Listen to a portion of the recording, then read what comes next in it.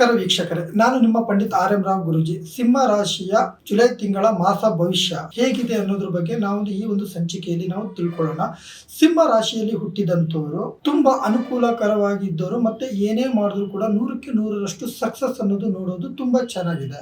ಮತ್ತೆ ಈ ರಾಶಿಯಲ್ಲಿ ಹಣಕಾಸಿನ ವಿಚಾರದಲ್ಲಿ ತುಂಬಾ ಉನ್ನತಿ ಸ್ಥಾನಕ್ಕೆ ಅವರು ಹೋಗುವಂಥದ್ದು, ಫಲಿತಾಂಶ ಕೂಡ ಅವರಿಗೆ ಸಿಗುವಂಥದ್ದಿದೆ. ಹಾಗೆಯೇ ಇವರ ಜೀವನದಲ್ಲಿ ವ್ಯಾಪಾರ ರಂಗದಲ್ಲೇ ಆಯಿತು, ಮತ್ತು ವೃತ್ತಿ ರಂಗದಲ್ಲೇ ಆಯಿತು, ಎಲ್ಲದರಲ್ಲೂ ಕೂಡ ಒಂದು ಉನ್ನತಿಯ ಯಶಸ್ಸು.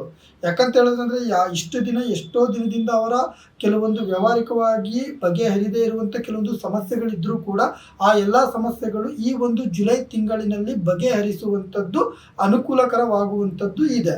ಹಾಗೆಯೇ ವಿದ್ಯಾಭ್ಯಾಸದಲ್ಲಿ ಇರುವಂತಹ ಮಕ್ಕಳಿಗೆ ಈ ಒಂದು ತಿಂಗಳು ತುಂಬ ಶುಭವಾಗಿರುತ್ತದೆ. ಮತ್ತು ಏನೇ ಒಂದು ಓದಿದರೂ ಕೂಡ ಅವರಲ್ಲಿ ತುಂಬ ಅನುಭವ ಉಳ್ಳಂತಹ ಏನೇ ಒಂದು ವಿಚಾರಗಳಿದ್ರು ಕೂಡ ಅದನ್ನು ಬೇಗ ಆಸಕ್ತಿಯಿಂದ ಕಲಿಯುವಂಥದ್ದಿದೆ. ಅದೇ ರೀತಿಯಲ್ಲಿ ಈ ಒಂದು ತಿಂಗಳು ತುಂಬ ಯೋಚನೆ ಮಾಡಿ ವಿಚಾರ ಮಾಡಬೇಕಾಗಿರೋದು ಒಂದು ಏನಪ್ಪಾ ಅಂದರೆ, ಎಚ್ಚರಿಕೆ ವಹಿಸಬೇಕಾಗಿರೋದು ಆರೋಗ್ಯದ ಬಗ್ಗೆ ಮತ್ತು ಅವರು ತಿನ್ನುವಂಥ ಆಹಾರದ ಬಗ್ಗೆ. ಯಾಕೆಂತ ಹೇಳಿದ್ರೆ ಆರೋಗ್ಯದಲ್ಲಿ ಸಣ್ಣ ಪುಟ್ಟ ರೀತಿಯಲ್ಲಿ ಅವರಿಗೆ ಸಮಸ್ಯೆಗಳು ಬಂದರೂ ಕೂಡ ಅವರು ತಗೊಳ್ಳುವಂಥ ಆಹಾರದಲ್ಲಿ ಆ ಸಮಸ್ಯೆಗಳಿಂದ ಪ್ರಾಬ್ಲಮ್ ಅನ್ನೋದವರಿಗೆ ತುಂಬ ಆಗುವಂಥದ್ದಿದೆ. ಹಾಗೆ ಎಷ್ಟೋ ದಿನಗಳಿಂದ ಇಷ್ಟಪಟ್ಟವರು ನಿಮ್ಮಿಂದ ದೂರ ಆಗಿದ್ರೆ ಅವರಿಗೆ ಈ ಒಂದು ತಿಂಗಳು ತುಂಬ ಶುಭ. ಯಾಕಂದರೆ ಎಷ್ಟೋ ದಿನದಿಂದನೂ ಕೂಡ ಅವರು ಇಷ್ಟಪಟ್ಟಂಥವ್ರು ಅವರಿಗೆ ಸಿಕ್ಕಿಲ್ಲ ಕೂಡ ಈ ತಿಂಗಳು ಅವರಿಗೆ ಸಿಗುವಂಥ ಲಕ್ಷಣ ಇದೆ. ಮತ್ತು ಹಣಕಾಸಿನ ವಿಚಾರದಲ್ಲಿ ಸ್ವಲ್ಪ ಜಾಗರೂಕತೆ ವಹಿಸೋದು ತುಂಬ ಸೂಕ್ತ. ಯಾಕಂದರೆ ಮನಸ್ಸಿಗೆ ಬಂದ ರೀತಿಯಲ್ಲಿ ಖರ್ಚು ಮಾಡೋದನ್ನು ಸ್ವಲ್ಪ ಕಡಿಮೆ ಮಾಡಿ.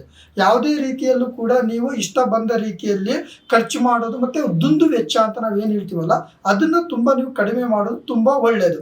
ಆದರೆ ಈ ಒಂದು ಸಿಂಹ ರಾಶಿಯವರು ತುಂಬ ಎಚ್ಚರಿಕೆ ವಹಿಸಬೇಕಾಗಿರೋದು ಒಂದೇನಪ್ಪ ಅಂತ ಹೇಳಿದ್ರೆ, ಆರೋಗ್ಯ ಮತ್ತು ತಿನ್ನುವಂಥ ಆಹಾರದಲ್ಲಿ ಇವೆರಡು ಬಿಟ್ಟರೆ ಇನ್ನು ಉಳಿದಿರುವಂಥದ್ದು ಎಲ್ಲದೂ ಕೂಡ ಅವರು ಉನ್ನತಿ ಸ್ಥಾನಕ್ಕೆ ಹೋಗುವಂಥದ್ದು ಇದೆ.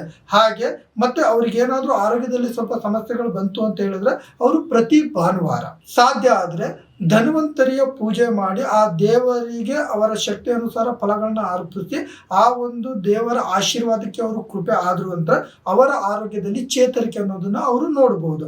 ಹಾಗೆಯೇ ಈ ಒಂದು ಜೀವನದಲ್ಲಿ ನೀವು ಅಂದುಕೊಂಡ ರೀತಿಯಲ್ಲಿ ಯಶಸ್ಸು ಸಾಧಿಸಬೇಕು, ಎಲ್ಲ ರೀತಿಯಲ್ಲಿ ಅಭಿವೃದ್ಧಿ ಆಗಬೇಕು ಅಂತ ಅಂದ್ಕೊಂಡಿದ್ರಂದ್ರೆ ನೀವು ಸ್ವಾಮಿ ವಿನಾಯಕನ ಸ್ಮರಣೆ ಮಾಡಿ ಪ್ರತಿದಿನ ವಿನಾಯಕನ ಶ್ಲೋಕನ ಮನಸ್ಸಲ್ಲಿ 21 ಬಾರಿ ಪ್ರಾರ್ಥನೆ ಮಾಡೋ ಮುಖಾಂತರ ನಿಮ್ಮ ಸಣ್ಣ ಪುಟ್ಟ ಏನಾದರೂ ತೊಂದರೆಗಳು ಮತ್ತು ಏನಾದರೂ ವ್ಯಾಜ್ಯಗಳಿದ್ರೆ ಅದರಿಂದ ನೀವು ಬಗೆಹರಿಸ್ಕೊಳ್ಳೋದಕ್ಕೆ ಅನುಕೂಲ ಆಗುತ್ತೆ.